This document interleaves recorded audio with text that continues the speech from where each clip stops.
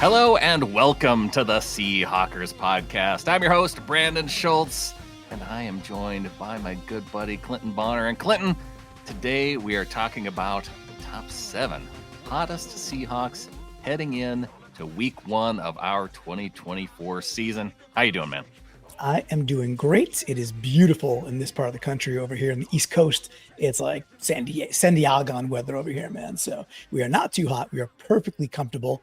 But this has been an exhilarating and super different offseason with lots of buzz, fanfare, coach speak, stuff on film, new players and new schemes, old players and new schemes. So I figured, hey, Brandon, why don't we talk about those 7 most frothy, for different reasons, Seahawks that are just kind of piping hot as we head into that first week? Because I did 7, man. And by the way, I was like, holy crap, I forgot this guy and this guy and this guy. So I'm excited to see how you take my top 7 here, man. Yes. Well, I'm kind of excited to hear it because I would have a difficult time narrowing it down to just 7. I mean, 7's a nice round number. 9 is a good number. 5. And so I think splitting the difference at 7 is the best way to go here.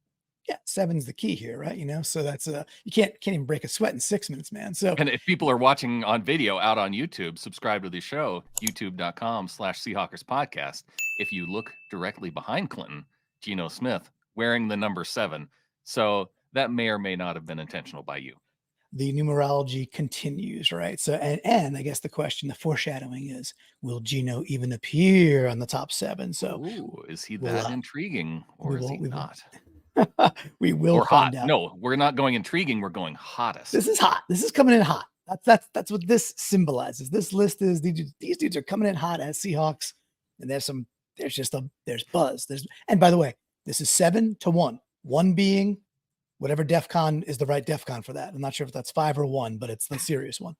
Let's go with a thing that nobody really knows if DEFCON's important or not based on the numbers.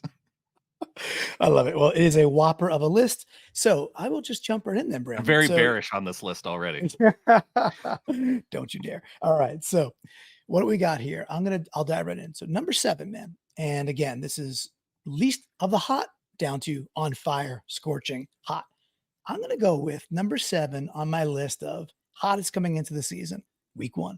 I got Julian Love, Brandon. I feel between the contracts, right? So he gets the extension, the talk that he's kind of going to be the Macdonald extension out on the field. Of course, we didn't get to see a lot of them, but a lot of buzz in training camp that this dude's all around the ball, like the commander of the spoken word out there, really getting people in position, kind of taking on the green dot, and just ball hawking, which in Macdonald's offense, when you get dudes like Geno Stone getting a bajillion interceptions, I'm feeling Julian Love is really, really heating up, man, as we get into week 1. How do you feel about that one?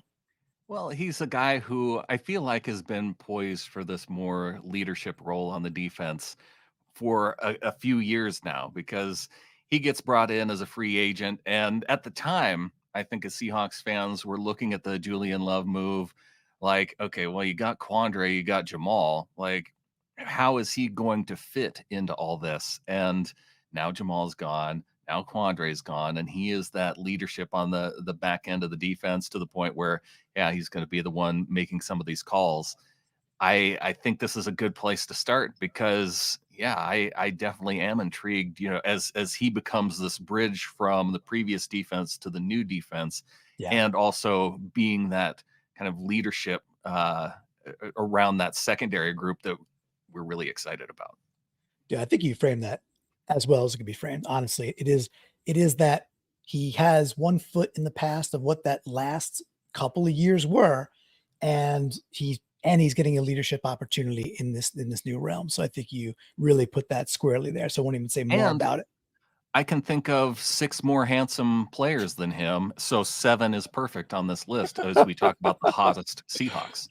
We're going to put the other 6 just for the Discord. We'll make you go out there and make sure that that's out there. And if you put Doug Baldwin on there still, it's fine because the truth is the truth. It's a handsome man. All right. So we're getting to number 6. How about this? Do you want to take a goosey gander guess? Who do you think's on my board? I won't tell you if you get it right, then ding, ding, ding. but I'm going to keep a poker face on if you don't. So Do who do you I think get I have? can you narrow it down to a position group? I mean, I could. How about take a guess first, and then I'll narrow. Kenneth Walker. Okay, not at the 6th spot, and maybe that's a clue. All right, so defensive line, And not edgy. Miles Adams. No, friend of the pod. I'll just say he's not in the Yeah. top. He's not in the hottest All 7, right. but I love Oh, yeah. I An love you, edgy Miles. player like Uchenna Nwosu. Okay, so we're gonna skip to it. Good job, but that's like Family Feud, three strikes there, dude. Can't give you 4. We can't talk forever here. Man, we're talking Derek Hall. Yeah. Derek, oh come on, Derek. Yeah, for me, Derek Hall goes into it with like, okay, yes, he's gonna make the team, but what a disappointing first year. And I actually thought he played an okay edge, but people were so Okay. down on him, but really down on him after 1 year. Obviously, Mafe with the 9 sacks last year, some injuries. Draymond Jones just never on the field in the preseason. But I thought Hall got lots of good buzz. They trade Taylor, and the snaps are going to go somewhere. So if that third down, get your fast, strong guy out there. I think a lot of energy and good vibes are going towards Derek Hall, and he had a couple of the most standout plays in the preseason where he basically ended some NFL careers, not by injury, just by embarrassment. Just based on his preseason performance, that makes sense to me to put him into the top 7. Because if I'm thinking about guys who I didn't expect to be talking about going into week 1, just as Yeah. you had hopes for him as a second-year player to kind of make that leap, similar to what we saw from Boye Mafe last year, going into last year, that he could make a similar type of leap. And based on his preseason performance, it does look that way. And then you couple that with the injury to Uchenna Nwosu, Yes. and he could be getting a lot of playing time then here right away versus the Broncos. And that could lead toward him. This to me is more of a projection pick, though. Is he really that hot, or are we just, is he hot in I'm terms of he's a guy that we're watching to see if he really is on fire? Well, this is probably like NBA Jam where like you do need one more 3, right? So Yeah. he's heating up, but hence he's number 6. He's heating up. He's got to hit that next 3 with a probably Gary Payton style, and then he's on fire, does what he wants to do on the court. Of course, dishes it to Kemp for the easy slam dunks. What a game! So, but that's my number 6. Yeah, and I do think he had enough of a good violent in a good way preseason and just off season. And now with those injury combinations, like you said, dude, he's going to get a lot of playing time against 2 at the best bottom third football teams. So he has a chance to get out of the gate and really, really get out there strong. So we shall see. All right. We are on to number 5. Let's keep playing the guessing game. You did say K9 before, and I said, it just says, well, he's not on the list yet. But number 6 5. seemed low for K9, but I thought with, just based off of numerology, the 6 flipped upside down is a 9, Sure, which sure. K9, why not put him in the 6th spot? But are you telling me that now we're flipping over to the offense? I'm just telling you should guess, and I would say don't guess K9. How about that? Okay. Hold off on K9. Geno, So 5 seems like a good Geno spot. That is it. You nailed it. That's number 5. Yeah. Geno Smith to me, number 5. Yeah, good job, by the way. That's not easy. Number 5 for me, a couple of different reasons. The way he ended the preseason is certainly what we're talking about. Folks are coming in hot. All right. As good as a dude could look, as precise as a dude could look, as nimble and crafty, and you name it, check the box. So he's literally coming in hot from that last performance. And then just overall, there was a ton of the very, very beginning. Oh, will Sam Darnold compete with him? You, me, Adam, Phil, we never thought that was serious. But it was there. It was a thing. And then he just put that aside. It's like, no, this guy's the guy. And that's it. He's the guy. End the preseason super hot, mash it up with what the offense could be that we're about to go see for real. And I think he's if he's not on fire, he's definitely heating up. I like where this list is going because it's building off of some personal stories. We got into the personal story around Julian Love. Derek Hall, if you go into his backstory, that dude has an amazing Yeah, backstory that I think that, miraculous, miraculous. Yeah. if he then continues to show up in like a star power type way, Mm, then I think that is going to be, that's going to help build some of that hotness around him. And then Gino with his story, I still I can't emphasize enough the rarity of the Geno yes. Smith story. A guy that comes out is a relatively hyped prospect, but slips into the draft and goes to the Jets to where and has some initial success, but then after his time with the Jets is seen as, definitely a backup type quarterback. And even when he came to Seattle, I mean, I wasn't that hyped around him because I saw him in that same way. Yeah. And then he's the comeback player of the year. And I felt like more people would get on board with, you know, you know, this idea of a comeback player and then now getting his opportunity. But still, I feel like as an entire fan base hasn't been entirely embraced. And part of that too, I don't think the media has been on board nationally. You see things here and there because the story is so great, but it still hasn't built into that.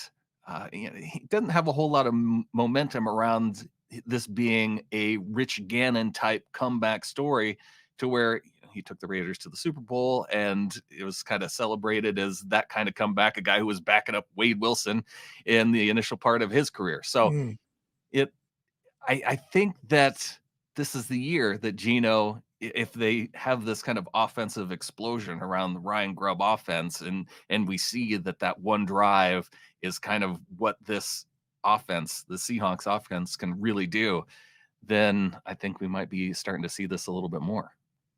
it's the most interesting year of his career. I would think at this point, maybe his first or second year at the Jets, or that last year at West Virginia where he was just unbelievable.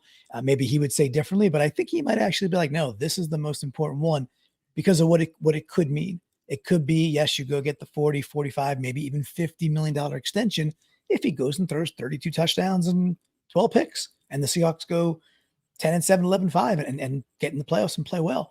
He absolutely could secure that next level bag, but also that next level respect. Because the thing, it's very divided camps. There's divided camps inside the Seattle, just in the 12s and that fandom, which I really don't get, but it's still kind of divided. And then nationally, you see people who just routinely put him in the bottom third. Like he's down here with Derek Carr, and then 22nd, 23rd.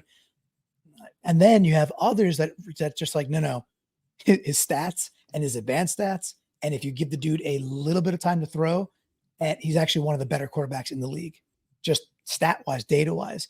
And there's a huge chasm between that. So for Geno's sake, of course, for our sake as Seahawks fans, Brandon, what do you just say let's call it this.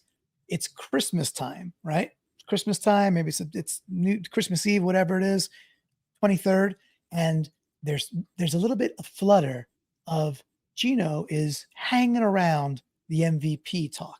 What do you Mm. think of that for a Christmas gift for our flock? If that happens, it's because he has maintained consistency throughout the season. I think one thing that I think leads people to put him in that bottom category, or have some uncertainty around him, it's because he's been a little streaky throughout the just the past couple seasons in Seattle. Like, he didn't start off great, went on a tear toward the end of the season. You go back his comeback season, he was in the MVP race around the middle of the season. That seemed like it kind of tailed off. Yeah. So I think that if he is in that conversation, it's because he has maintained that consistency then throughout the year. And I hope there's some people out there whose minds are blowing up. They're like, I can't believe these two Seahawks dudes talk about Geno for MVP. Yeah, we're talking about Geno for hanging around the MVP conversation because he's like going towards 40 touchdowns. He could do that. It's within the realm. So, go kick rocks. He's got some competition, though. I Yeah. mean, when you think about Patrick Mahomes out there and Sure, Josh Lamar Allen, Jackson Lamar year after Jackson. year. Yeah. Of course. Hey, look, there's only one, right? There's only one MVP. That's why it's so special. Yeah. With that, look, it could be his this year. All right. So on to number 4. Let's go. Fourth hottest Seahawk heading into the season. Yeah. Who do you think it is? Ooh, we haven't talked about receivers yet.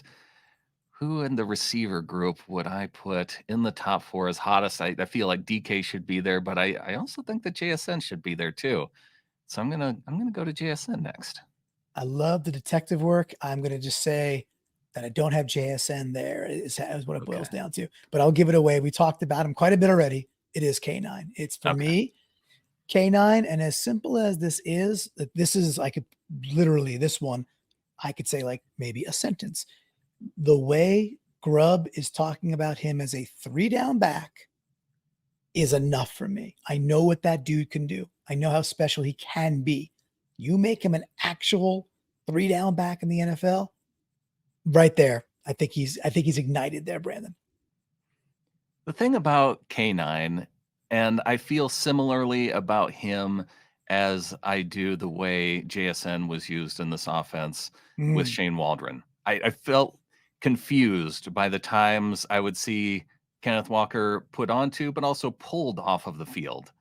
Didn't we talk about this to where we got inside the red zone and it felt like K9 time was over? yeah, And it didn't make any sense.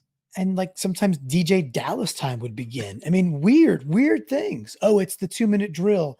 DJ Dallas is in.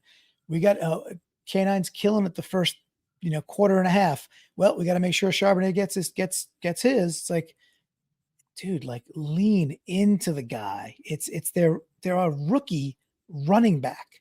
Like this is the time. I'm not saying overuse a dude, but this is the time to go heavy touches on a rookie contract on a running back in the NFL with a dude who, by the way, if he got the opportunities Brees Hall gets, Brandon, I think he'd be in the same type of conversation.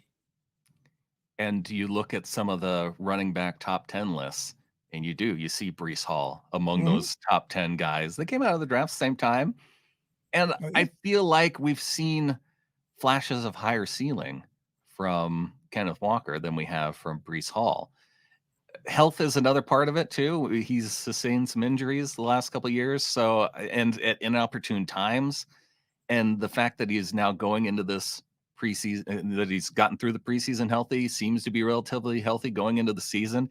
He's put on some crazy muscle in this Mhm. offseason. So now he's starting to look like almost like the Marshawn level beast modiousness with his Yes. body. Yeah, that I think that all those things together and put him into an offense where you have a coordinator that uses him at the right times. I think it could be pretty exciting. The biggest delta, because anybody who's a fantasy fan knows that Brees Hall is going in some drafts 1. I mean, usually it's CMC, but most drafts he's like between 2 and 4, depending if it's like full PPR or not. Yeah, yeah. Even if it is, the biggest delta though is I think Brees Hall had 76 receptions last year, it's something like that, and Mm, Keenan had 29, right? So right. that's a huge difference. But again, it's because the Jets would just keep Hall on third down. Also, the Jets didn't have a quarterback, so there was a lot of check down. That just was the play where Hmm. we had Geno, who's going to just get it deep much more often. With that though, if that even becomes, if he gets close, gets over 50 receptions because he's on the field in third down, dude, he's going to score, in my opinion, I think he's going to score 12 to 14 touchdowns. And no matter how he gets his touches, if he just ups his receptions, because he's so good in space, like you said, hey, Brees Hall is a very great running back. Cool. He's done it on bad teams. K9 to me is still the one that's like the most elusive and can make the most out of nothing and take it to the house over anybody in that draft still. So obviously super excited. I think for me, I think he's kind of full ignition. I think he's a fireball right now, come and just ready for week 1 because he hasn't played. He's been in bubble wrap totally. So I mean, even with the Broncos, what do you think? Do you think it's going to be just a lot of K9, and do you think like how much do you think we'll get of him? Um, yeah, I guess that's it. How many carries do you think he's going to get versus the Broncos? And I think that this is why K9 wouldn't, that 4 is probably as high as he could go on this list, Mhm. because I don't really know how he's going to be used in this offense. Like, we have some clues based on preseason, and you see how Kenny McIntosh was used, and I feel like K9 more aligns with McIntosh in Mm. how they would potentially be used. But at the same time, we saw what, an entire quarter of football, and we don't know necessarily what they're working on the preseason, but a quarter went by with Kenny McIntosh on the field in preseason week 3, and it wasn't until they hand him the football for the first time that he breaks off a 50-plus yard run. I I don't know.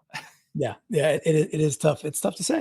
It's tough to say how aggressive they'll be out of the gates, how much they want to throw the ball. Do they actually want to establish the run? Does the run get going with the zonier scheme we'll have? Yeah. So there's I a would say you're right. against the Broncos, based on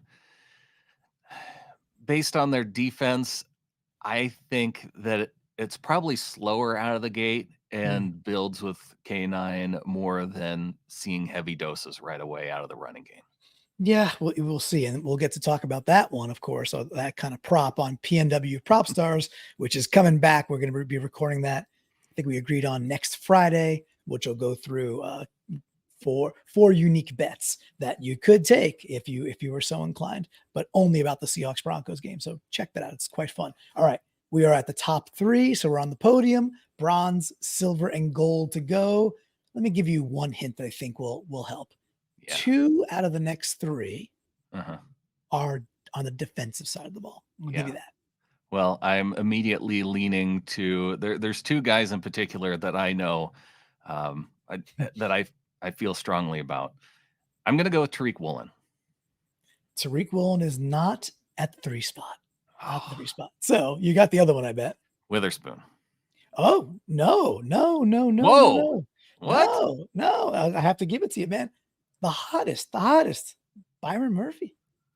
Byron Murphy. He's been that one game alone versus the Yeah. Chargers, and then everything you're hearing at camp, and then the week at Tennessee, where in scrimmages or the shared practice, he's getting constantly double teamed. So I think Byron Murphy is scorching on the podium, takes the bronze, pretty darn scorching, and had a strong everything from him slipping a little bit to 16 until like right now, to me, has been this steady build. And even like was a Jazeer Newton, the other guy from the Fighting Illini, that was, hey, who should it be? Should it be Newton? Should it be Murphy? And Newton's got a foot thing. He hasn't Mhm. played a lick. He's been injured, but smooth sailing for Murphy, and like just in position to have very immediate impact for this team. So yeah, Spoon to me, by the way, has been super quiet. It's not that he's cold. He just doesn't have nothing to prove. He's just Spoon. He'll be there week Well, 1. that's why, hottest is a very difficult term to try and judge, and why it's tough to narrow it down to 7, because I feel like things with Murphy have been a little bit quiet too, with him only getting a couple snaps within the preseason, just in preseason week 3. So how are they? This is another question mark about how do they use him? Do they use him out of the gate quickly and see what he has, or is this going to be a rookie progression as they kind of build him into the defense and try and find him opportunities, or is this, yeah, where they're looking to see if he can wreak havoc on an offensive line right away? What do you think? I think it's going to be closer to right away. And I realize that he might not be in the starting 4, right? That, and when they first put that out there, the base defense, whatever. Yeah. Sure, that's fine. That's fine. Come third down, if it's 3rd and 3 or something like that, I think he's right in the game first series. So I don't think there's going to be much holding back or a reason to. And then we still have some lingering different injuries with like Draymond Jones. Like, he's barely played. I realize Jones is out on the edge. I understand that, but just the composition of who's going to be along the line, and the fact that Macdonald likes to change things up anyway. He's not like afraid to be like, okay, go kick out here for a series, go kick out here for a play. So no, Brandon, I think he's going to get quite a number of snaps. Yeah, I would put him like probably over 50% of the defensive snaps. I to could put start. this whole defensive line group into one section of like the hottest. Uh, Mm, they to me are the hottest group on this entire team yeah. because it's who I want to see performing and how they're going to perform and how they're going to rotate and just what they're going to do to try and confuse the quarterback, especially getting rookie Bo Nix in to Lumen Field week 1. It has the potential to be very fun. Insane amount of fun, right? And you just reminded me of a dude who I'm like, oh my gosh, I didn't need. He's not in my 7. I'm not going to say it because I don't want to ruin the surprise that he's not there or is there. And I'm like, oh It's yeah, Leo Williams. You forgot to put Leo Williams in your top 7. it might have been the big cat, but I won't say. I shan't say. All right. So we are on to the Tanya Harding, of course. No, the Kerrigan. Tanya Harding. She actually didn't medal after the knee thing. She didn't get a medal. That's weird. That's Yeah, weird. it's kind of weird. After you cheat, you don't get a gold medal or a silver. Kerrigan gets the silver medal, captivated our hearts. Who do you think we have in the second spot? Second hottest Seahawk coming into week 1 versus the Bo Nix led Broncos. Oh boy. Is Reek here? Is this where Reek falls? There's 2 left. That's It's my guess. Is that the final answer? Okay, That's the guess. all right, good. It's Reek is not the silver medalist. I'll put it that way, right? Any other guesses? Man, DK Metcalf. You got it. DK Yeah. Metcalf has to be on the podium. Pretty darn close to being number 1. For me, the combination of just all the talk and it's Grubb. It's Grubb being like stating he understands how to go overweight on the best players, and he's not afraid of it at all. Yes, Laviska's going to get touches. Yes, Bobo's going to get his, of course. But if DK in the first 2, 3, 4 games, I don't think he's going to be shy of 10 to 12 attempts per game, which is going to be a lot of balls going his way. He's already one of the highest in the league, if not the highest in red zone percentage.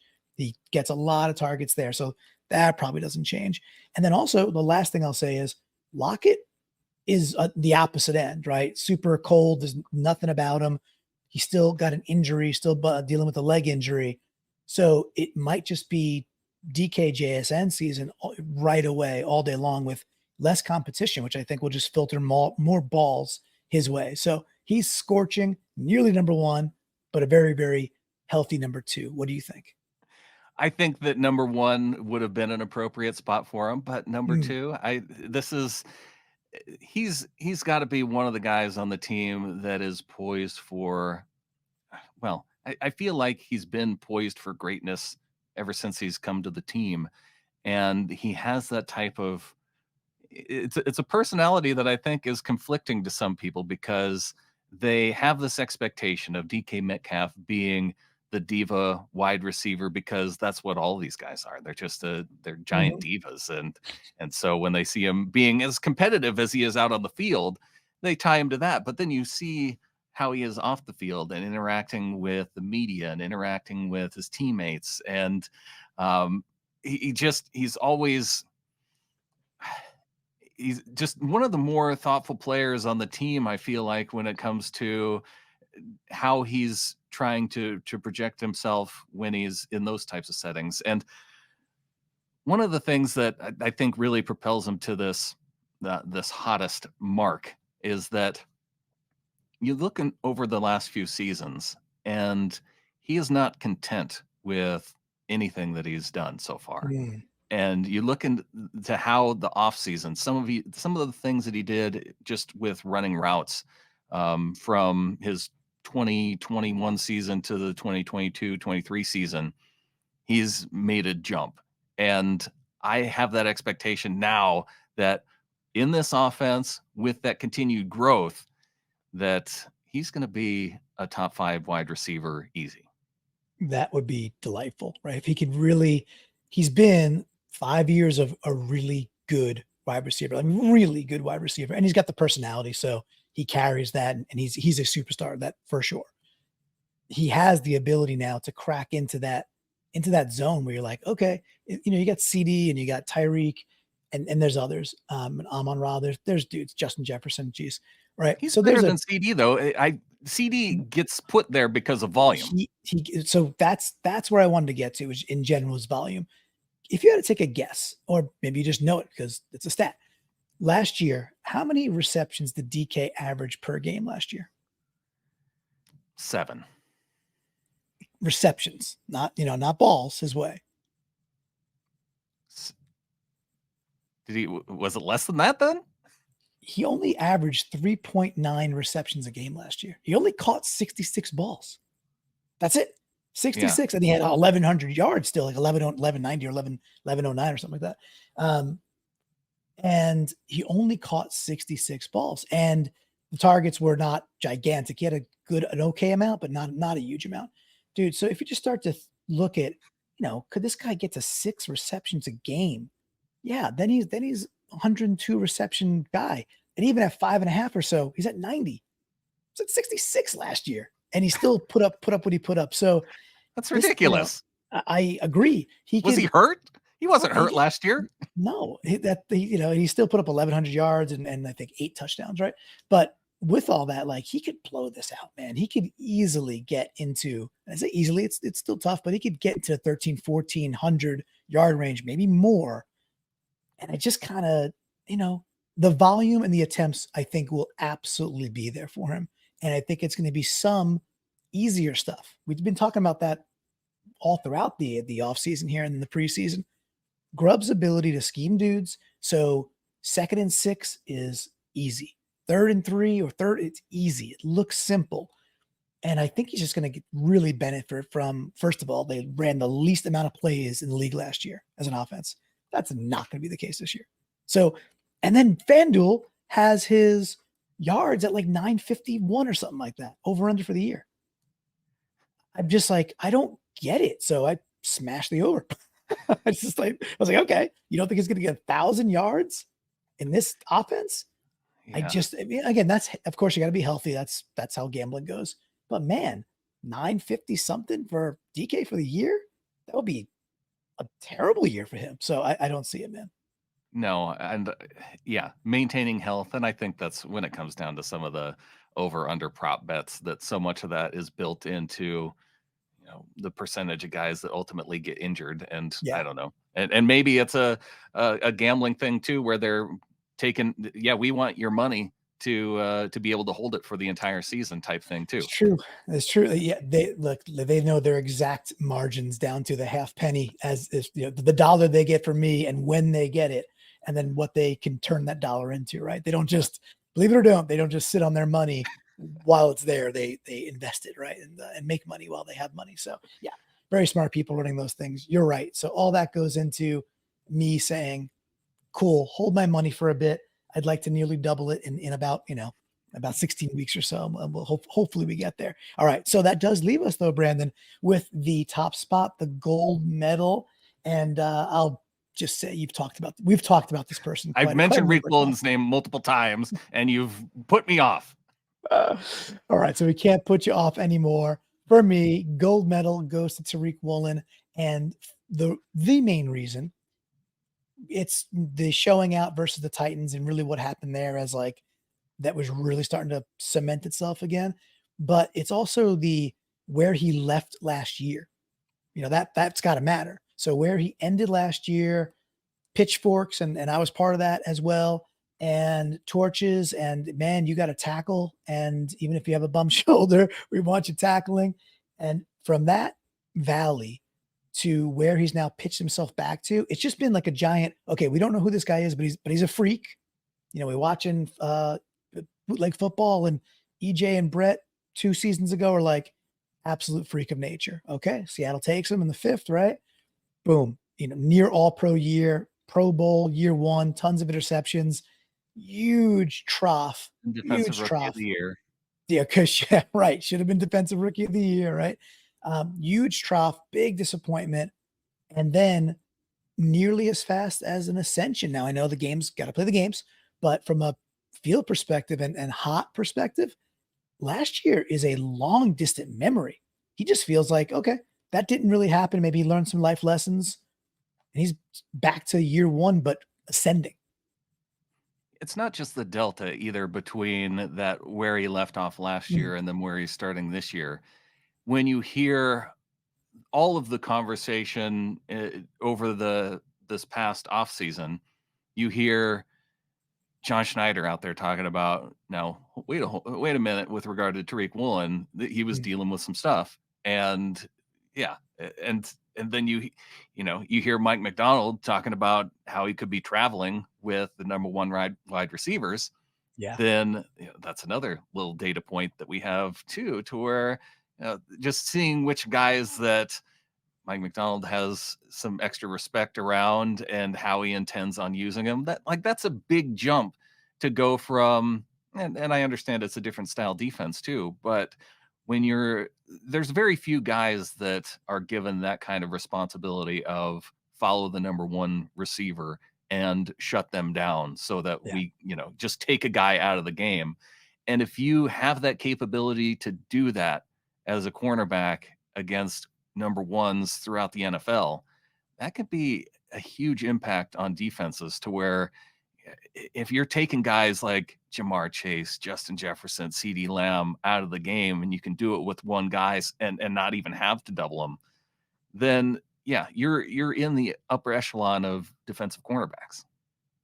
And especially the teams like the Cowboys, like you're mentioning, who, okay, after CeeDee Lamb, it's like Jake Ferguson, a Yeah, nice tight end, what are you gonna do but now? right, but it's literally like that. And of course, Bengals a little bit different with T. Higgins, and other teams typically have that second guy. But your point is your point. It's something. It's going to be very just. We probably won't see too much week one. Not to say that Cortland Sutton can't go have a good game, because he's a nice wide receiver, but we won't see the top wide receivers until week 3, week 4, and then we'll see Tyreek and then Amon-Ra back to back. And I don't know what they're going to do, because Amon-Ra really moves around quite a bit and comes out of the slot a lot too. So that'll be quite interesting. But either way, man, it's he's set up. He's in a great spot. And Adam talked about it on a podcast. I think it might have been the flagship with you, that he basically thinks that he maybe heard the noise and responded. There's 2 ways you could respond, right? And responded incredibly positively, that no, he's not going out like that. What you saw year 1 is likely what you're going to get. And of all the folks we just talked about, to me, he has just as good a chance at the all-pro level than any of the 7 dudes you just mentioned. Probably even a higher than some of the guys. I think he just has that level of talent. So for me, he's absolutely number 1. Anything else for you on Tariq? I would say, of the guys in this top 7, the one, he might be the one player that makes us look the most silly after week 1, because with Bo Nix on the field, with Cortland Sutton, I have a feeling that they're not going to be attempting a lot of downfield stuff. And so it could be a lot of short, quick stuff.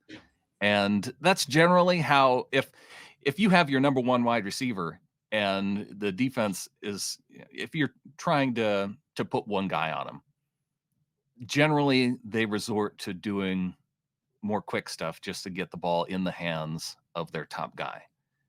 And so I could Yeah. see Bo Nix having success with that week 1, to where we go, well, shoot, Woolen allowed, 7, 8 receptions. Yeah, right. Okay, Yeah. well, he allowed 7 or 8 receptions, but they're all, 5 yards per attempt. Yeah. Could be a lot of slants or a little wide receiver screens, just getting the ball, getting Knicks to try to get a little bit of rhythm. Wouldn't shock me. But I would hope it'd be kind of neat too. Hey, look, Macdonald is going to do the things where he tries to speed up the clock and confuse the quarterback. I think Bo Nix is going to process fairly well, but that does not mean that Tariq doesn't get a chance at a pick six, step in front of something because he has to uncork it real quick. And Tariq's makeup speed is just incredible, and he's got good hands. He's no slouch with his hands, right? So very, very just dude. I'm so ready for that makeup season. And I think he's going to deliver. Let's see how it goes. I did have one honorable. I'll try it again. Honorable mention. Got to slow it down. But how about you? Anybody else? So just to recap, we had Julian Love. I scratched all this out. Let's see. Julian Love, Derek Hall, Geno Smith, K9 at 4, Byron Murphy on the podium at 3, DK with the silver, and then Tariq Woolen with the gold. Any names you're like, dude, Why is that guy not being talked about? Honorable mention to me would be Jackson Smith and Jigba, because I think that if you're the two obvious weapons on offense, going to be DK and going to be K9. But I think that number three, especially as we kind of question some of the health around Tyler Lockett, Yeah. I think that, again, how he was used last year to how I feel like he's going to be used this year, just based on some of the preseason throws his direction, he could be, instead of it being DK and Tyler as our 2,000-yard receivers, it could be DK and JSN. I would not doubt it at all. For me, there's zero reason this guy can't get 80, 90 receptions this year and just have a really healthy year. Maybe more. Who knows? Maybe more. It wouldn't shock me if he's the leading receptions on the team. That wouldn't be a shock at all. So I love that one. The one dude I would say too, and I would love folks who are watching, of course, drop your comments in the YouTube. If you're part of the Discord, let us know. Like, we're nuts, we're crazy. The order stunk. The order was perfect. How could you leave this guy off? Just give us all that. We'd love to get it. But there's one other dude that you reminded me of him when you were talking earlier, and I was like, oh man, this guy they're playing him everywhere. He's either getting to the quarterback or his hands are up and he's batting passes down. And that's Mike Morris, man. I mean, Mike Morris is, again, some of that's the Delta, kind of having to get that red shirty season. And then all of a sudden you're like, oh, that's how you intend to use a guy like Mike Morris. And also, we saw a lot of him in the preseason, which is super cool. He's just like a disruptive force, man. So will it carry over? What do you think? Does Morris have the talent level to do this against ones as opposed to twos and threes? I don't think so. I think that a lot of what we saw from him is based on who he was going up against in the preseason. And so I think that by week 3, week 4, we're probably not going to be, he's probably going to be one of the guys that we're not talking about. I thought you were going to go Leo Williams here, because he's the guy on the defensive line that, oh, the big cat. Yeah, he's going to be the straw that stirs the drink on the defensive line, and setting up other guys like Byron Murphy, like Jaron Reed, giving him extra abilities to make plays, allowing some of the other linebackers to make plays, allowing Boye Mafe. I think a lot of that is going to be around how they use Leo Williams strategically. Well, I think it's a ton of fun just in think about it, we just talked about 9 dudes, and then we had 7 and we added 2 more, and then we're still going. Like, man, I thought you were going to say Leo. I thought maybe you'd say Reed. These are just deep players. I guess for me, Leo is just like, he's very, very good, always on the borderline of like a great DT, certainly a very good NFL player. And that, to me, is just like, with health, like lock and load. Like, you know what you're getting. It's not, for me, not pitching cold. The dude's just like he's got his degrees. Steady. He hits it every single day. Steady, but hot, like hot, steady, but not hottest because of the fluctuation that we're seeing. So, but it's a deep team, dude. It is and I think within a year's time, especially 2 years time, when we look at the roster, a much, much more sound football team that could absorb the rigors of an NFL season. Now, you can't lose your best dudes. That's just the way it goes in football.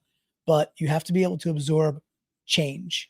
And I actually think this roster is pretty well suited to be quite resilient if there are some dings along the edges, especially. So any last thoughts on the roster in general? Hot players, how you're preparing for week 1, whatever you got, Brandon. I hope that Mike Morris proves me wrong, but I can see why that. I can see, you just based off of the preseason play, why it would be exciting. And every year I have to go through it in my mind and say, is what I'm seeing a product of the growth, or a product of who you're performing against? And so it's tough. It's tough to figure out where you're going to be right, where you're going to be wrong. I hope you're right. Oh, thank you. For our sake, I hope we're right too, and I'm right too.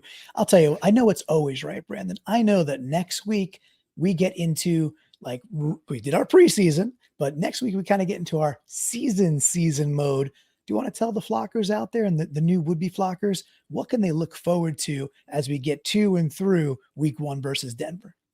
We are going to have shows, gosh, almost every day. We'll be having our post-game show after the Broncos game. Then we'll be going with 3 in, 3 out. Of course, flagship show with me and Adam. And then we'll start looking ahead to the next game through What If, through PNW Prop Stars. We may even have some press conference episodes thrown in there too. And some, we like to do some interviews where we talk to some other people from other teams and who cover their teams in a similar way as we do.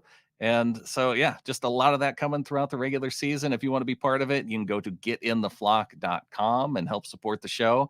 And of course, out on YouTube, hit the like button or hitting the subscribe button to wherever you listen to your shows. Yeah, it helps. It's free. It helps. And if you got some extra cheddar, that getintheflock.com, you want to contribute, well, that's amazing, because we love talking Seahawks and we are extremely fired up to get this going. So, all right, basically, Brandon, it's like we got Labor Day, so we get a short week of work, football Thursday, football Friday, and then our Seahawks are taking on the Broncos. And Brandon, I think with that, there's only one thing left to say. Go Hawks. Go Hawks.